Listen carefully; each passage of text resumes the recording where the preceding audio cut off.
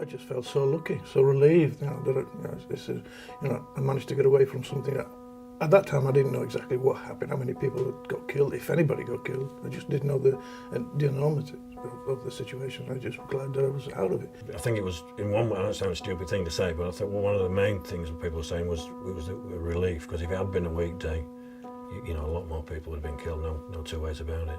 Every time 1st of June comes down, it's the first thing that goes into your head. Yeah. What happened in 1974.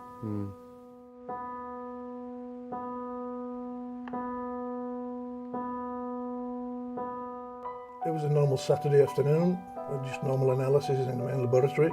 Well, it was a beautiful day, and I'd finished nights on the Saturday morning. It's that weekend, and I'd got up and I'd gone round to the mother-in-law's to watch a football match.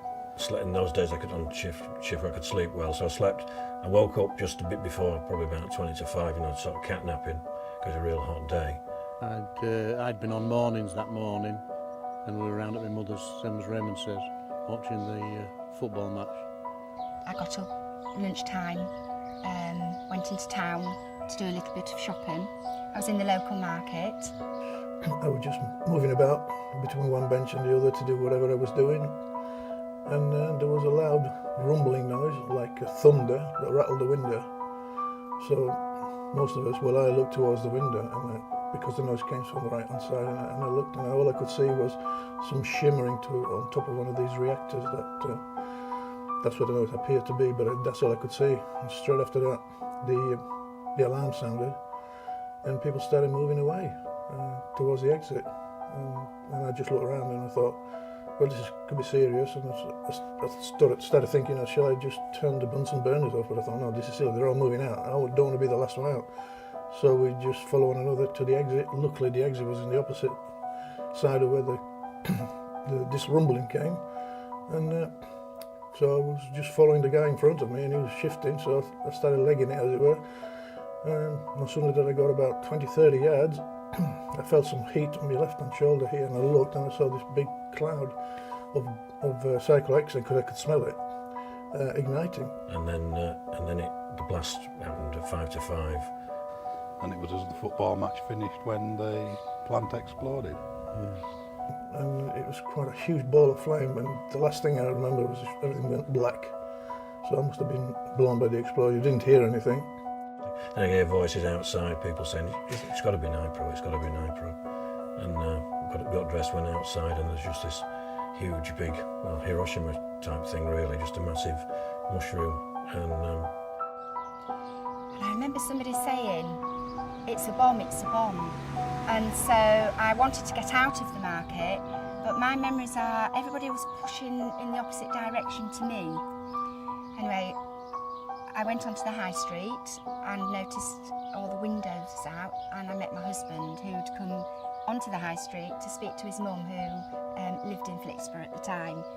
And that's when I realised that, when I was told that Nipro had gone up.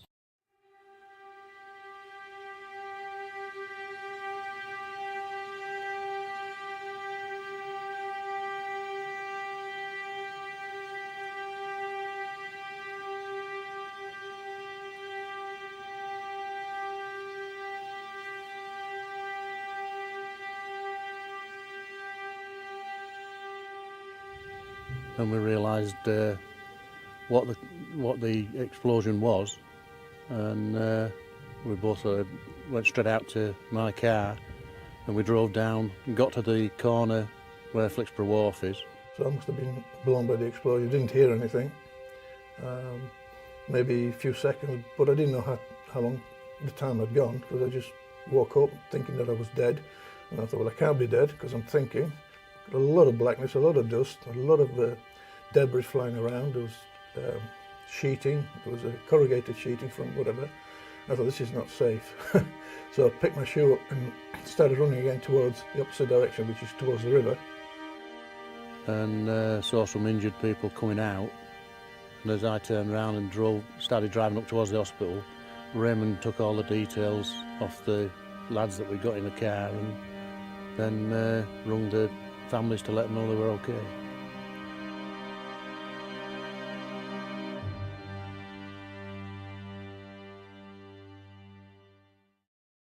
my father-in-law and my young brother-in-law was at home at the time. They was watching the Schoolboy International. And of course my husband wanted to come into the village because he was worried about his family. So we jumped in the car, and as we got to the outskirts of the village, we was held up in a huge queue of traffic. It seemed like everybody wanted to come into Flixborough, and when we got to the junction to turn into Flixborough, the police was turning everybody away. And I told them, well, my husband actually told them that I was a nurse, and he waved us through because he thought that I might be able to do something. So we drove through the village down onto Stather Road, and the houses was completely demolished, and the people that lived in those houses, including my father-in-law and brother-in-law, had been taken to the hospital. I think we knew at that point they probably wasn't seriously hurt, so we drove to the hospital, and because I was a nurse, I left my husband to search for his family, and I presented myself to the A&E department to be told what to do and where to go. Unfortunately, most of the casualties that were coming in were cuts and bruises from the glass, because it seemed that the glass was the biggest problem for people, apart from, of course, the tragedy of those that lost their lives. He was working in the sulphate plant, but luckily he was coming out of the plant because he had to go to another part of the works to have his snap, and as the explosion happened, it blew him about 30 or 40 foot across the plant yard, and he wasn't severely injured, it was just more cuts and bruises, and it affected his nerves more than anything with the noise and everything and the fright. But where he actually worked, the platform he worked on was completely demolished. Yeah. So if he hadn't come out, gone down to go somewhere for his snap, he would have gone with all the others. Yeah. Well, I was just glad that I was still walking and I wasn't badly injured, but I had no pain at that time, and I kept walking and walking. I saw a lot of cars on the main road, and I made my way towards the road, and most of the cars were going away from the plant, because obviously there was still fires and little explosion going on. Well, I wasn't interested. I survived the main one, and I just was quite glad to be where I was.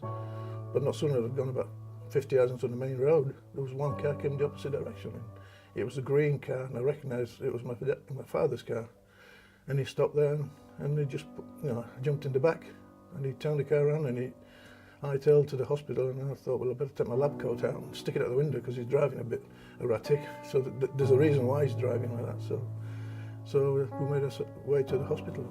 We were sat in the village down by the side of the pub, and we heard the alarm go for Nipro, and whenever the alarm went, we always knew that the fire engines were going to come. So what we did was got on our bikes and started to race down there.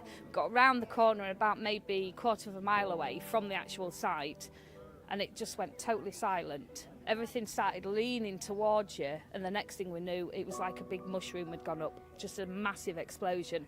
We was laid at the side of the road, our bikes was across the other side, the whole village was trembling, and just like all the tiles were coming off the roof, all the windows were exploding. My sister grabbed me and my friend and ran us through some fields, and we actually came out further up in the village. After the explosion, we were told to go. Don't pick up anything, just go. Apparently there were spheres that were full of ammonia that had moved on the bases, and if they'd collapsed or whatever, it would have been horrific for the village. Being ammonia gas, it would have killed everybody if anything had happened like that, but it didn't, thankfully. Everybody just walked out of the village.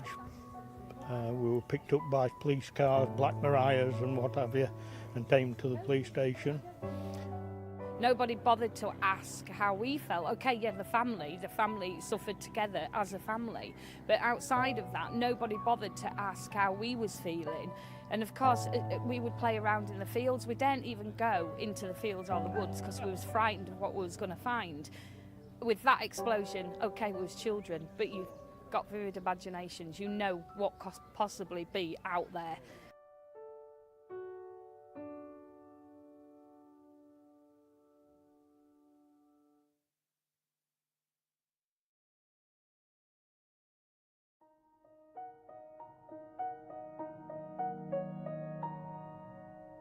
My job included cleaning up spillages, looking after gauges, and generally keeping the sulphate plant operation flowing.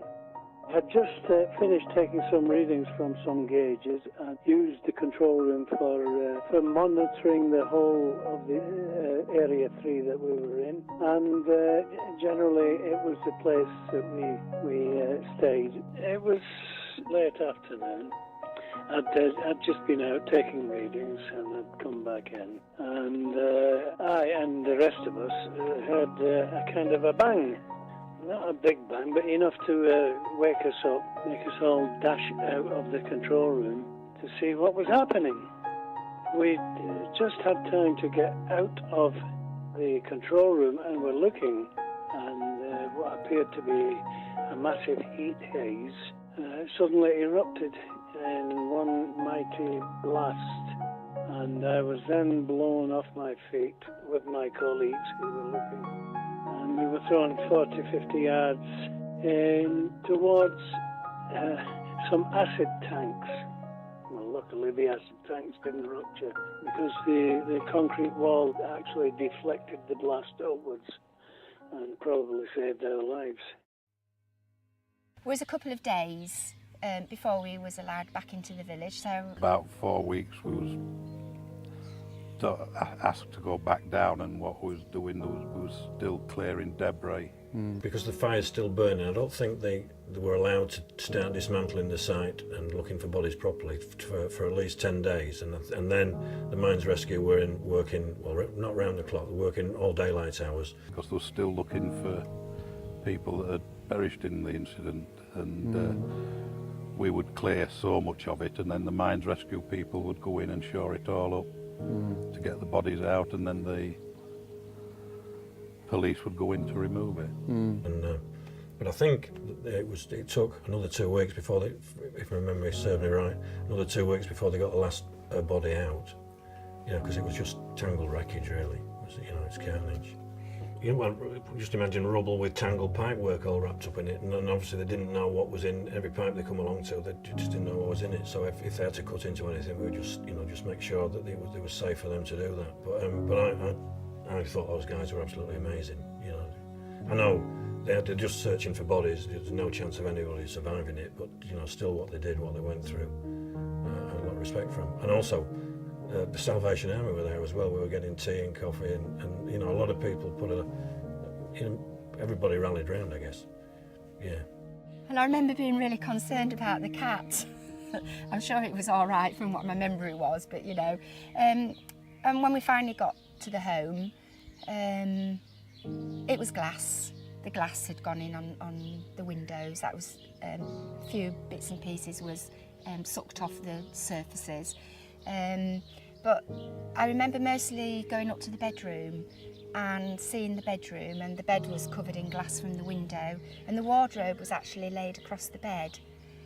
And I remember thinking I was so fortunate not to have been home on that Saturday, because I know I would have been in bed sleeping after my night shift, and because I was in the early stages of my pregnancy, you just tend to look back and think, if things could have been so different. I knew one of the John Render that was killed. I knew him from school. I can picture him as clearly as anything now. He was a really nice fellow, Well, it just aged everybody. I mean, I think everybody sat down and said they'd aged 10 years, the shock. And I also remember one of the ladies, the row of houses that were blown up down near Nipro. We went in to see one of the ladies who, again, we'd grown up with, and I'll never forget, because she sat there among all the rubble and her furniture, and she said, well, it won't take much to clean it up. It's little things like that sticks in your mind, really. But it was a big, well, it affected everybody to some extent. The village life as it was never the same again, really. Any question were asked, you just did the best you could, but I felt I was trying to be discredited for the question that they were asking me. What colour was the cloud, how big was it? Difficult to say in a situation, you had a glance at it. So if I'd have said the wrong thing, I could have said, well, you know, this is not a witness that we can rely on. So I felt a bit, I don't know, really. Well, same as Flixborough and Burton, it virtually devastated them. But there's quite a few places in town that suffered damage. But it was quickly sorted out. But there's a lot of people got very nervy about being over on that part of town. I can only speak about how it affected my parents-in-law, and it did affect them deeply. Losing their home was terrible for them at the time. I remember when eventually we could come back into the village, they couldn't go into their homes because of health and safety. They was worried that the houses might collapse on them.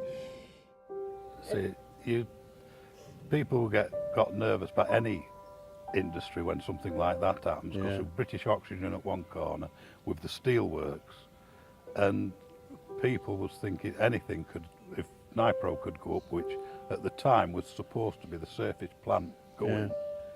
And the steelworks and British Oxygen was to go up, it could have been worse than Nipro going up. Yeah. To tell you the truth, after the incident, I virtually lost contact with most of them because of one thing or another. You know, we had jobs to look for, we didn't know what to do, and everybody went the sweet little way, so we never really had much contact with one another. Parents-in-law were bitter, and I guess there was really that bitterness was there for most of their life afterwards in the way that they were treated.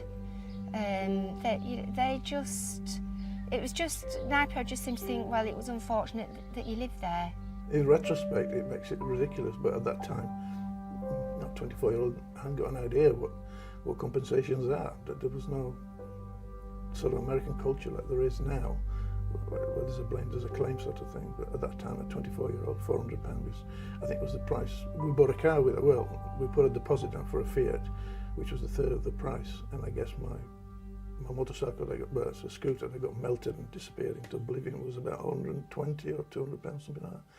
So it's about a third of the price of a car in those days. Time goes by, people tend to forget about it, apart from the people that worked there. Yeah. Because the people that worked there will never forget about it. No.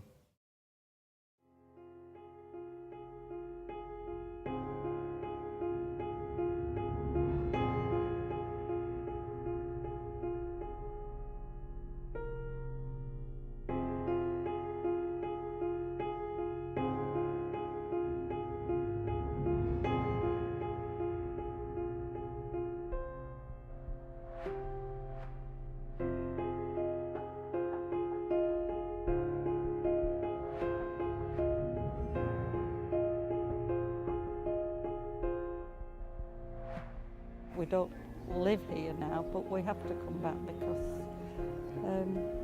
it's home, and you know, for the people that lost people, that was it was terrible.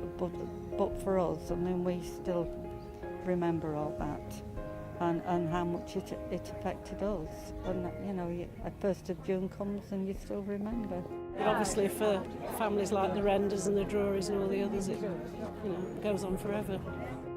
We didn't think it would happen again. We thought about moving, but it has affected people, definitely. Brought the family and obviously everybody in the village together. I feel at that time to us it became a large community. How I felt, I imagined D-Day probably would have been. It was that kind of thing. It instilled a community spirit, I think. And everybody is still emotionally attached to this, which we shouldn't be really. We should be able to move on from it, but nobody has ever moved on from it.